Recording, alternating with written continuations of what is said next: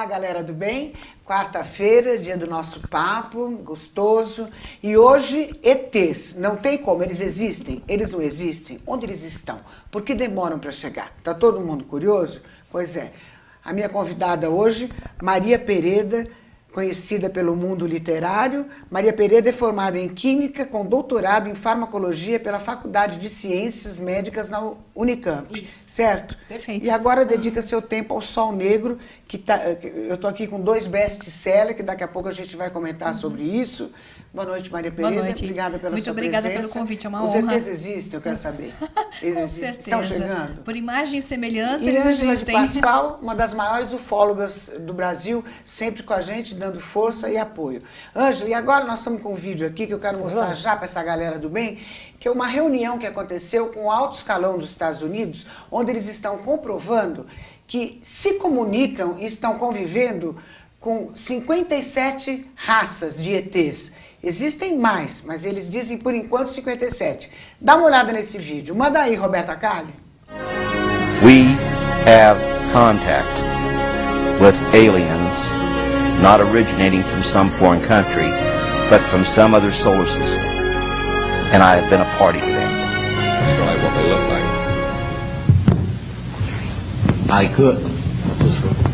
I could, but it would probably take a whole lot of time. The reason I state that, when I got out in 1989, we had cataloged 57 different species.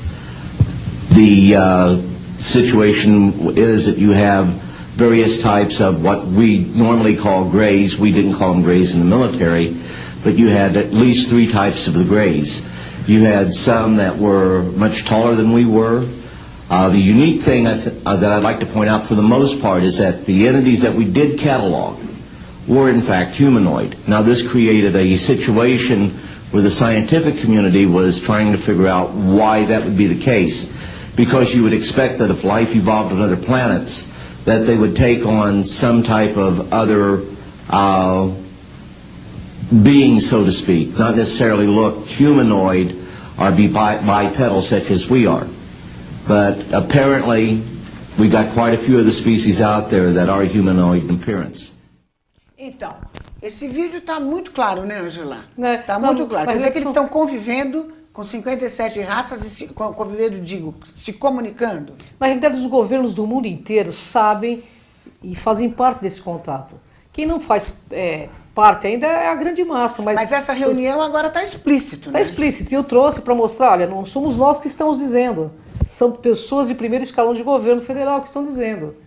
Entendeu? Então, olha a responsabilidade de um vídeo desse, né? Maria Pereda, tem dúvida que eles existem? Não, claro que não. Nenhuma? Não tem como provar ainda, mas é elementar que existem, porque nós existimos.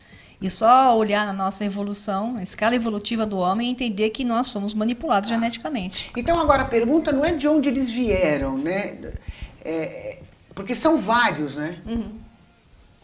São vários. Na verdade, nós não temos como saber quantos são. Nós podemos dizer assim, os humanoides são os que são mais próximos de nós e nos deram, digamos, a origem e a evolução que eles interferem na Terra para que sejamos uma raça melhor.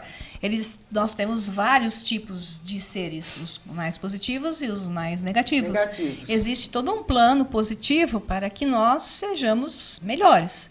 E eles estão interferindo nisso, criando outros seres que são até melhores do que nós. E tem um plano que, digamos assim, nós somos seres híbridos. Como híbridos, existem outros híbridos de nós, com outras raças. A hibridização é a panspermia do universo. É como se fossem abelhas soltando pólen, criando imagens e semelhanças de nós mesmos em variações de vibrações, em variações de características e de ancoragem de dimensões diferentes, criando planos diferentes. O Papa João XXIII, num vídeo que nós já apresentamos aqui e tem em arquivo na internet, ele apresentou um vídeo simulando a visita de um extraterrestre para ele lá no Vaticano, né? E depois de uma conversa maravilhosa que ele teve durante 20 minutos com o ET alto, bonito, são vários tipos, né? ele, por telepatia, né, a conversa, ele disse ao secretário, ele disse umas coisas lindas que conversou com o ET e depois ele terminou dizendo: somos todos filhos do mesmo Deus. Isso comprova realmente que o nosso DNA é 99% garantido que o DNA é deles? Sim, a ideia de Deus, ela pode ir até uma coisa que é infinita. É uma consciência que ela não tem fim e tem diversos níveis, diversos graus. Digamos que num determinado grau onde se criou uma raça humanoide, onde surgiu pela primeira vez a aparência humanoide, seja em dimensões distintas da nossa, mas ainda a massa densa, a forma física se manifestou, esses vários foram se dividindo em outras raças, em locais diferentes do universo, e geraram a nós mesmos, né?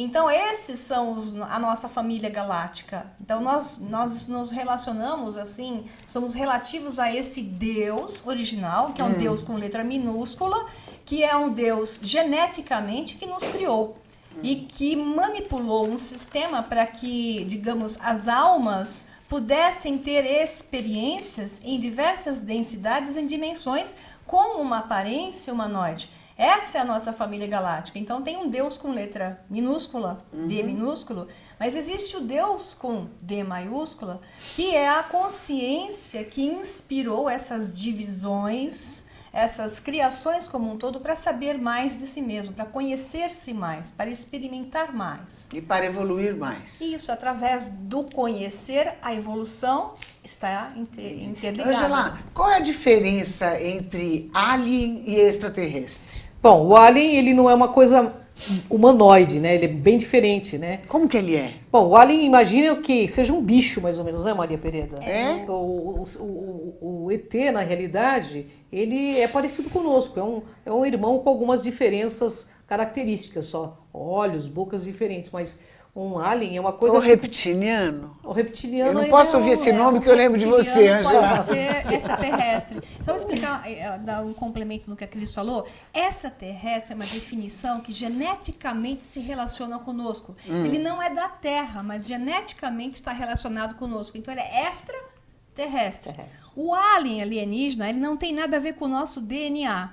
Então ele não se relaciona ao nosso histórico de DNA. Portanto, ele é um alienígena. Entendi. Nós temos alienígenas na Terra. Por exemplo, segundo canalizações, e isso bate em vários médiums, os golfinhos e as baleias são alienígenas terrestres, porque eles não se relacionam com o nosso DNA, mas eles foram colocados aqui por sirianos, trouxeram eles para fazer uma ancoragem de frequências, para poder ancorar as frequências que eram necessárias para a Terra naquele momento. Então, nós temos alienígenas presentes na Terra, que são terrestres já, porque tem milhões de anos em desenvolvimento aqui. E tem como a gente saber que eles são alienígenas? Geneticamente, os geneticistas estão descascando esse enorme abacaxi agora, que é vendo que não existem correlações em espécies ancestrais. Então, eles ficam com o famoso enigma da evolução darwiniana, que ela não tem como se correlacionar, ela não se liga. Antigamente, a história de Darwin podia ser levada ao extremo. Não é que Darwin está errado, ele está errado no conteúdo completo. Existe evolução, mas não da forma como ela foi falada. Então, existe um período na história da Terra em que existe um grande espaço sem preenchimento da questão da evolução. Uma lacuna, né? O período cambriano, por exemplo, é esse período. E pós-cambriano, existem espécies que surgiram que não se correlacionam com as espécies anteriores. Entendi. Então, nós temos um problema que os geneticistas, aos poucos, desvendando o DNA e o genoma, melhor dizendo, o genoma desses animais, tentando fazer o genoma de espécies mais antigas, eles não conseguem correlacionar. Agora, Maria Perito, me responda uma coisa. Se somos todos filhos deles, né, por genética, por que nos abandonaram? Nós somos filhos deles e nós temos os nossos filhos também, né? Não fomos abandonados, fomos respeitados, é diferente. Nos deixaram evoluir. Chega uma hora que o passarinho a passarinha mãe empurra o filhotinho para fora do ninho e deixa que ele evolua. Então, o seu livre-arbítrio, a sua escolha, o seu desenvolvimento, a sua vida tem que estar por conta. Então, aqueles que são os mais bonzinhos nos protegeram dos que não queriam sair daqui, criaram uma situação de uma quarentena. Essa quarentena começou oficialmente, foram várias, mas a última em 3500 a.C., quando os deuses se foram, segundo se conta na história do Egito e se conta na história dos maias. Eles contam que os deuses se foram em 3500 a.C.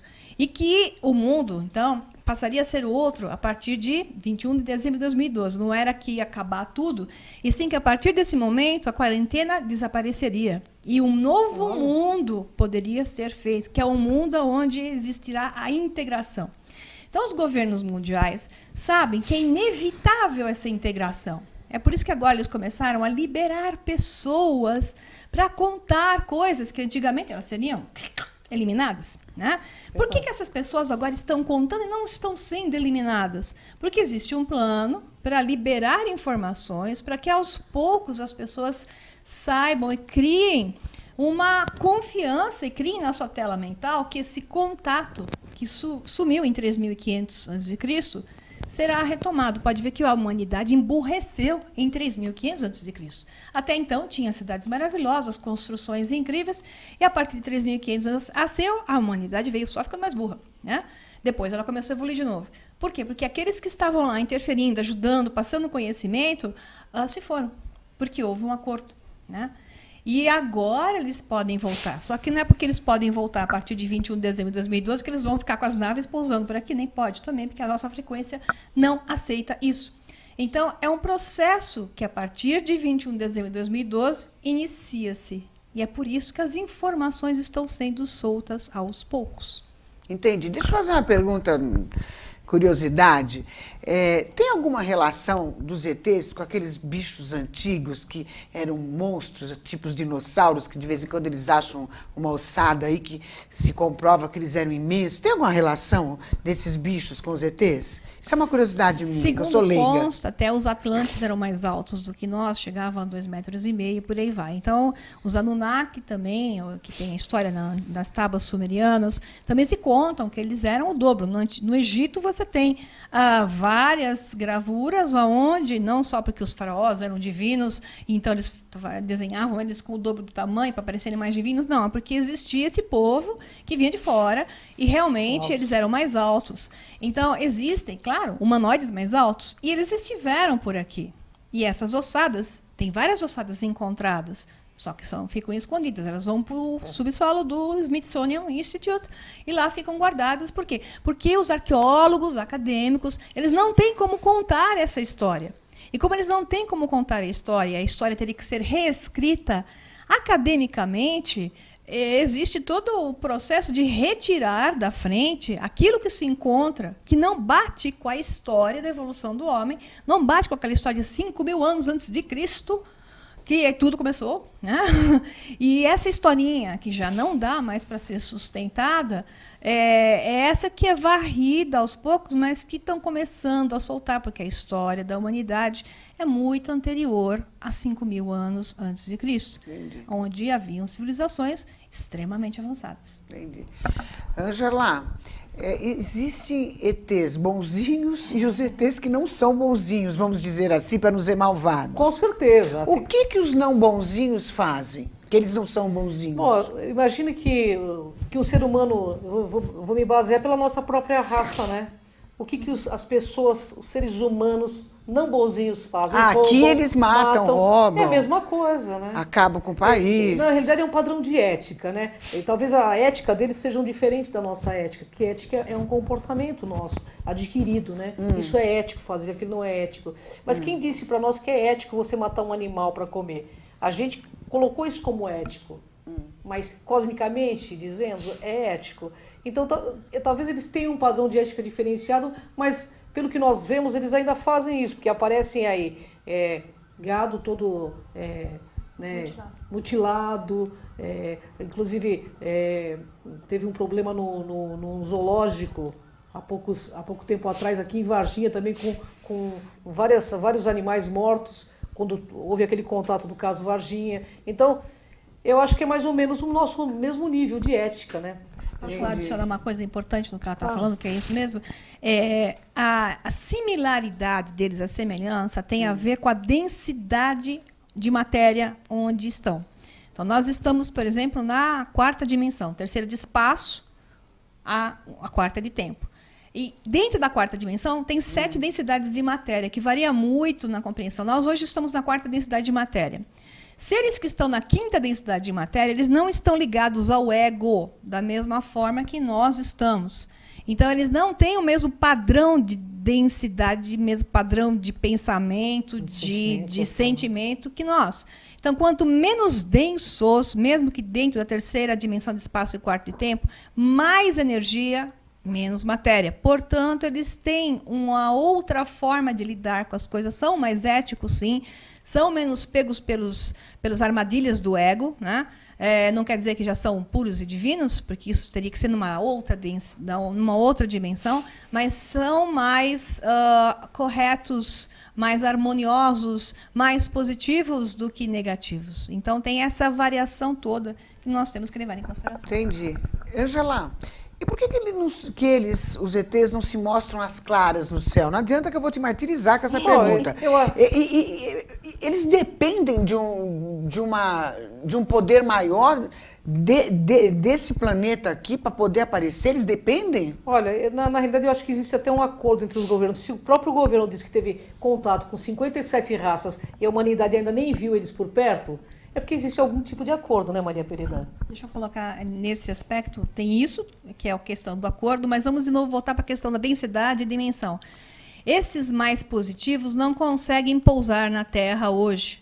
A Terra é densa, a nossa vibração é densa, nós temos uma matrix frequencial que não aceita essas naves, não tem como eles virem, a não ser em grupo, e ficarem muito alto para poderem ser vistos, porque se eles forem fazer um touchdown, que se fala, né, descer, eles vão criar uma explosão, uma quebra de frequências que pode gerar cataclismo mesmo. Então é perigoso.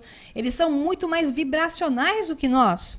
Então não é possível esse contato enquanto nós formos densos. Então esses extremamente positivos aguardam que a nossa frequência, o nosso padrão de vibração, a nossa tela, a nossa matrix projetada possa ancorar a frequência deles, coisa que ainda não é possível. Então, esses que descem com as navezinhas, naquela brincadeira que nós fizemos uma vez, é para ficar ou é para correr? Eu digo corra, porque os que descem com as navezinhas são densos, como nós. E são parecidos com a gente. Então, tem ego da mesma forma. Esses que não conseguem descer ainda são os mais positivos. Entendi. Mas tem muita coisa ainda que a gente quer perguntar. E assim, e você, tem alguma dúvida? Quer fazer alguma pergunta para a nossa querida Maria Pereda e a nossa Ângela de Pascoal? Ó, tá aqui no vídeo o endereço. Pode mandar o seu e-mail e perguntar que elas vão responder com o maior carinho, tá? Como tem muita coisa para falar, que eu fico ansiosa, que eu quero perguntar tudo de uma vez, a gente vai para um breakzinho rápido, galera do bem, mas não sai daí, que na volta... A Ângela trouxe um vídeo aqui que é uma declaração de um oficial da KGB afirmando... Não, é do Vaticano. Do Vaticano, perdão, você escreveu errado aqui para mim, então. Hein? Então é do Vaticano afirmando quantas raças são e como eles estão se comunicando. Já, depois do break. Me siga no Instagram, @LucimarAparisi.